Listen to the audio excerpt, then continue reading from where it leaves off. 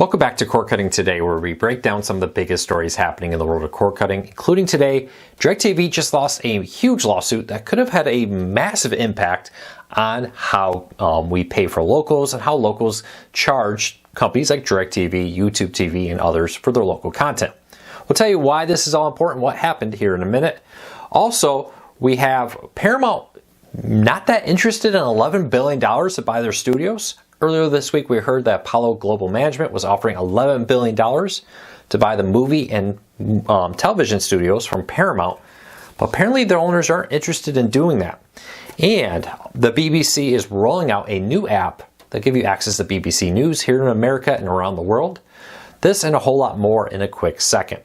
First though, if you want to learn more about these stories, check out the show notes down below and in the first pinned comment. I'll put a link to each story there so you can read them for yourself and come up with your own opinions. I'd love to hear from you. If you're new here, do me a favor, hit that subscribe button, hit that thumbs up, let YouTube know you enjoy what we do here so YouTube recommends our videos to more people. We would really appreciate the help. With that said, let's dive into it. Last year, almost exactly a year ago, DirecTV sued Nexstar, the largest owners of ABC, NBC, CBS, Fox stations, etc. They were alleging a legal collusion with two smaller owners of television stations that allow Nexstar to manage their networks. DirecTV argued that they were colluding together to price fix, basically, was the argument. I'll sum it all up, and drive up the cost of locals on services like DirecTV, YouTube TV, Hulu Plus Live TV, and others. And they went back and forth. Well, DirecTV has now lost it. The judge has agreed that DirecTV has some legitimate points of concern, but that their argument did not live up to the standard needed for the type of lawsuit they were trying to do, and he granted Nexstar's motion to dismiss them. Now, DirecTV has said that basically this ruling sets a dangerous precedent that a victim of price fixing need to pay the inflated price before it can claim in court damages. I'm going to add damages. Basically, what's happening here is the court argued that, well, you haven't paid that damage yet, so you can't really be impacted or file a claim about it. This, if it had gone through and worked, could have dramatically changed how we pay for locals. Currently, there's a lot of argument that locals work together to drive up the price. And if they don't get what they want, they take their content off streaming services and are basically forcing streaming and cable services to pay high fees, because if they don't, they'll lose their customers. And DirecTV was hoping that this legal case would allow them to break up this system, change dramatically how it happens. But unfortunately, they were unable to do this. Now, DirecTV has had some success making some changes. For example, after several major blackouts last year, including one with Nexstar, they are now offering a bundle of channels through their satellite-only service that does not include locals. But that's only for the satellite, not for any of the streaming packages they offer. And you only get a $12 discount on your TV bill with it.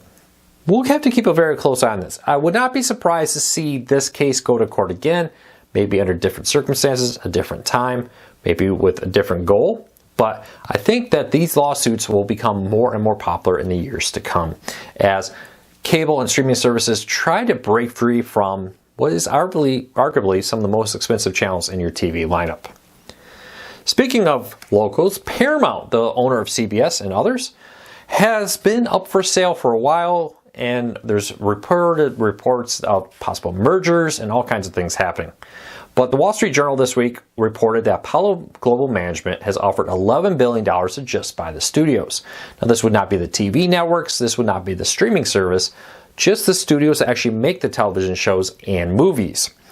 Now, though, it's reported that the Redstone family, who owns 77% of the voting shares, the main owner of Paramount, is not interested. They're not looking to break up Paramount into smaller companies, much like what Fox did. Fox, a few years ago, sold a majority of the company to Disney. This majority mainly meaning they sold their studios and some cable networks. But the studios were the big part of that. 21st Century Fox went. Fox retained ownership of its local channels. Tubi, Fox News, Fox Sports, and the likes stayed behind. Some like FX networks and others went, but the studios went to Disney. This would probably have been something similar, but just the studios this time with that. So we'll have to keep a very close eye on this, but leave me a comment and let me know Who would you ideally like Paramount to buy, to be sold to or be bought by? It is reported that Skydance Media is still in the offering here phases, early stages of a possible merger with Paramount. And that kind of sounds like what Paramount's looking for. A merger, a complete sale, some type of total deal. Because I think they're understandably worried that if they sell off part of the company, the rest of the company would not be very valuable and they'll be stuck with it, unable to offload it. I think that may be part of the concern here. We'll keep a very close eye on it, but leave me a comment, let me know what you think. If you're a fan of BBC News, they just launched a new app on mobile and other devices that will give you access to BBC News for free outside of the United Kingdom. So people here in North America and around the world will be able to access BBC News, BBC videos, and more live coverage there through the BBC News department for free. If you want to learn more about this and see everything available in this, check out the show notes down below. And in the first link comment, this new app replaces the old BBC International News app, and it's a much bigger version of what they have to offer now outside of the United Kingdom to people here. If you're a fan of free ad-supported streaming services, Sling TV has added 5 new channels to its free Sling TV free stream service. I really think this is a great service. Check it out. No account needed. No credit card needed. Sling TV Free Stream is a free ad-supported service like Tubi, the Roku channel, Pluto TV, and others. And they just added 5 new channels. All right. If you've been looking for a whole home DVR for your next-gen ATSC 3.0 television network, the Zapperbox has announced that this summer 2 big things are coming. First of all, they will be adding the ability here for you to have offline DVR. So if you want to watch television and the power goes out, the internet goes out, currently DRM channels don't work then on the Zapperbox. But with this new update that'll be coming up this summer in June, you'll be able to watch DRM channels even if you're offline, making the box much more usable. They'll also be launching a multi-room DVR. With this package of other devices, you'll be able to stream your antenna from the Zapperbox to multiple TVs in your home, something that we've really been looking for with DRM support. Now, HD Home Run has one. I don't believe it has DRM support right now. Tubi Tableau, I apologize, is working on a DVR for whole home streaming. It's really nice because, for example, you can put an antenna in an upstairs bedroom, stream over your Wi-Fi to multiple TVs to that. I keep saying Tubi. Tableau, I apologize today. It's been a long day. They say they're working on one, but no release date is known right now. The Zapperboxes, they'll sell additional smaller hardware devices that you'll be able to take around the home and stream your device from one location to all your televisions. Unlike Tableau or HD Home Run though, you'll need one of their boxes plugged into an HDMI port to use it. You won't be streaming to a Roku or Fire TV like you do with other devices. So check that out though. It's a step in the right direction, though DRM still sucks and is not fun to use. All right, Disney Plus is updating the look of their app. If you were on the Disney Plus app and you suddenly noticed it looked a little different, the color was a little greenish, you're not alone. Later this month, Disney is bringing the full Hulu experience to the Disney Plus app. It's been there for a few months in beta, but this month they're going to remove the beta and fully launch it. Reportedly with a new package also. We'll have to see what happens there. That's a rumored report we've had from a few people. But they've now given the Disney Plus app a slight greenish, bluish hue, like Disney Plus and Hulu are kind of merging their colors and logos together. Check it out. No big changes right now. We're keeping an eye on this, but there's only like a week left in the month, so we'll have to keep an eye and see what happens there with the Disney Plus app.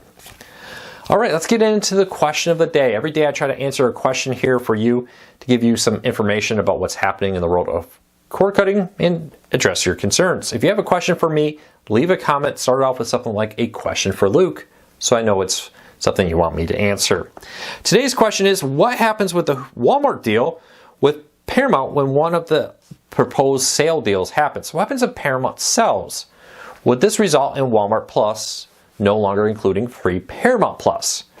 We don't know that. Now, my guess would be is they have a contract there, and there's a certain time frame on the contract. So even if Paramount sells now, that contract needs to lapse before it comes to an end. Could it end very soon after a sale? It could. We'll have to see. I don't know why new owners of Paramount Plus would want to terminate the Walmart Plus contract, because I'm assuming Walmart's giving them a small cut of money for all those subscriptions that they would lose if they terminated it. I'm more concerned though is Walmart has purchased or is purchasing Vizio, which includes the Vizio's free streaming service. Wouldn't surprise me to see Walmart bring that, somehow bundle that into the Walmart Plus with access to more devices, bring that service to Roku, for example, Fire TV, Apple TV. But I don't think Paramount Plus is going, because Walmart wants to compete with Amazon. Amazon has Amazon Prime Video. Walmart is using Paramount Plus to offset that. So if it's not Paramount Plus, I bet it will be something else, as the main goal here is to offer a competitive package to Amazon Prime. I hope that makes sense. Leave me a comment, let me know. I hope you have a fantastic weekend, and I'll be back again here real soon to break down everything happening in the world of cord cutting.